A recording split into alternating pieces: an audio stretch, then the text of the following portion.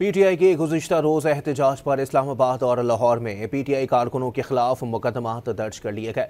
इस्लामाबाद और लाहौर पुलिस ने खवातीन समेत 100 से ज़ायद कारकुनान को गिरफ्तार किया।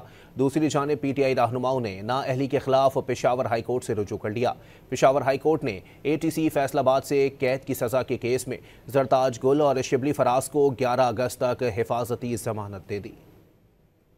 गुज़िश्ता रोज़ पीटीआई की जानिब से एहतजाज किए जाने पर इस्लामाबाद और लाहौर में पीटीआई कारकुनों के खिलाफ मुकदमात दर्ज कर लिए गए। इस्लामाबाद पुलिस ने गुज़िश्ता रोज़ एहतजाज पर गिरफ्तार खवातीन समेत तहरीक इंसाफ के 16 कारकुनान के खिलाफ 11 दिफात के तहत मुकदमा दर्ज कर लिया। लाहौर पुलिस ने भी रैली निकालने पर पीटीआई के 129 कारकुनों को गिरफ्तार करके 10 मुकदमात दर्ज कर लिए। दूसरी जानिब पेशावर हाई कोर्ट ने ATC फैसलाबाद से कैद की सजा केस में पीटीआई रहनुमाओं जरताज गुल और शिबली फराज की हिफाजती जमानत की दरख्वास्त मंजूर करते हुए 11 अगस्त तक हिफाजती जमानत दे दी। दोनों रहनुमाओं ने दरख्वास्त में मौक़िफ़ अपनाया था कि लाहौर हाई कोर्ट में अपील दायर करने के लिए हिफाजती जमानत दी जाए। पीटीआई रहनुमाओं ने नाअहली के खिलाफ भी पेशावर हाई कोर्ट से रुजू कर लिया है। उमर अयूब ने दरख्वास्त में इलेक्शन कमीशन के फैसले को चैलेंज किया है। मौक़िफ़ अपनाया कि ये फैसला गैर आईनी और गैर कानूनी है, कलादम करार दिया जाए। पीटीआई ने अपोजिशन लीडर्स को नाअहल करार दिए जाने के बाद उनकी जगह किसी और को नामजद न करने का फैसला किया है। चेयरमैन पीटीआई बैरिस्टर गोहर ने वाज़ेह किया कि सेनेट में शिबली फराज, कौमी असम्बली में उमर अयूब और पंजाब असम्बली में मलिक अहमद ही अपोजिशन लीडर रहेंगे।